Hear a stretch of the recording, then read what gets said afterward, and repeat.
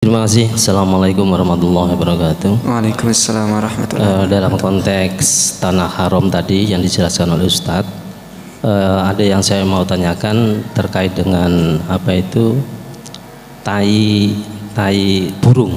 Kan di sana banyak tai burung.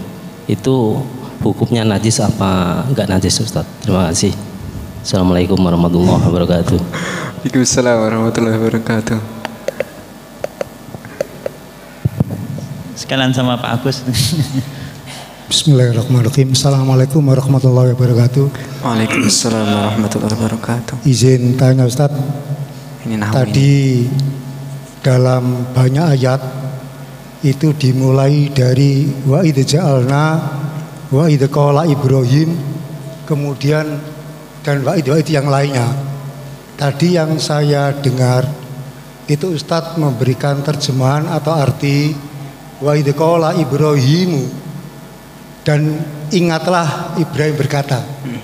Padahal tidak ada lafaz undur badkur, tapi Ustadz selalu memberikan arti dan ingatlah Ibrahim berkata.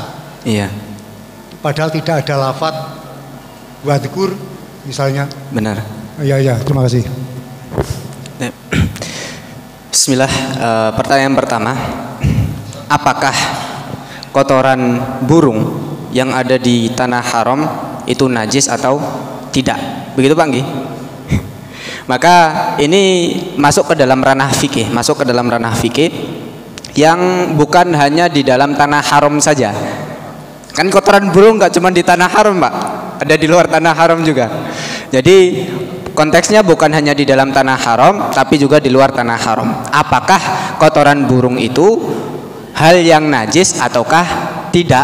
Nah, di sini ada beberapa perbedaan di antara para ulama. Salah satunya adalah madhab Syafi'i rahimahullah ta'ala yang mengatakan bahwa kotoran unggas, baik itu ayam maupun burung dan lain sebagainya, tidak masuk ke dalam hal-hal yang najis. Tidak masuk ke dalam hal-hal yang najis. Tapi lebih baik ketika kita kena ya kita cuci.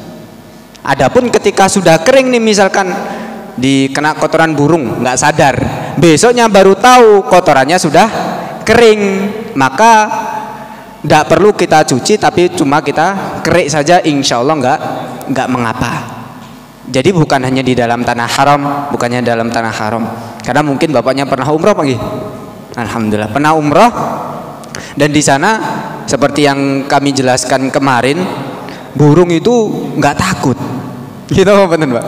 Burung itu nggak takut diubrak, boten mikrem, nggak terbang menjauh itu nggak, tapi tetap di sekitar sana. Dan itu banyak kotoran tentunya. Maka kotorannya yang pertama memang ada yang mengatakan, dan ini pendapat yang diterima dan banyak mengatakan seperti itu, bahwa kotoran unggas itu hukumnya tidak najis. Tapi kalau kena yang basah, langkah baiknya kita cuci. Kalau nggak dicuci ya sudah, kita singkirkan begitu saja, masih ada bekas-bekasnya nggak masalah. Begitu juga salah satunya kotoran kambing. Kotoran kambing, kalau kotoran kambing itu najis, maka tidak boleh diperjualbelikan sebagai pupuk. Termasuk sapi. Kambing ya sapi. Nah, itu kalau kotoran kambing dan sapi ini sekiranya najis, maka tidak boleh diperjualbelikan. Kenapa? Karena jual beli sesuatu yang najis hukumnya haram. Makanya dikatakan kotoran kambing itu tidak najis. Tapi gue boten diremet-remet gitu ya. Sudah biarin saja, nggak usah diremet-remet, nggak usah di itu. Nah itu, insya Allah terjawab. Yang kedua, di setiap arti atau di setiap firman Allah Subhanahu wa taala, id artinya adalah ketika. Id artinya adalah ketika. Tapi kenapa kita artikan dan ingatlah ketika? Itu adalah terjemahan tafsir, Pak. Itu terjemahan tafsir.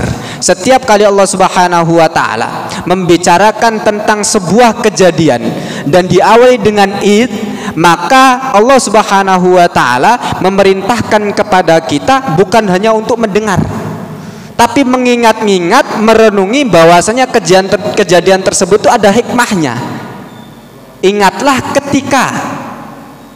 Karena di dalam mengingat sesuatu, mentadaburi sesuatu, merenungi sesuatu, tadi kita bisa mengambil pelajaran. Jadi memang makna secara tekstuilnya itu artinya adalah ketika. Tapi kita imbui dengan ingatlah, karena di dalamnya terdapat makna-makna tafsir untuk Allah Subhanahu wa taala memerintahkan kepada kita merenungi, mentadaburi dan mengingat hal tersebut. Wallahu a'lam bishawab. Napa pripun? Kurang pas? Iya, nggak ada, Pak. Tapi sebentar, saya buka.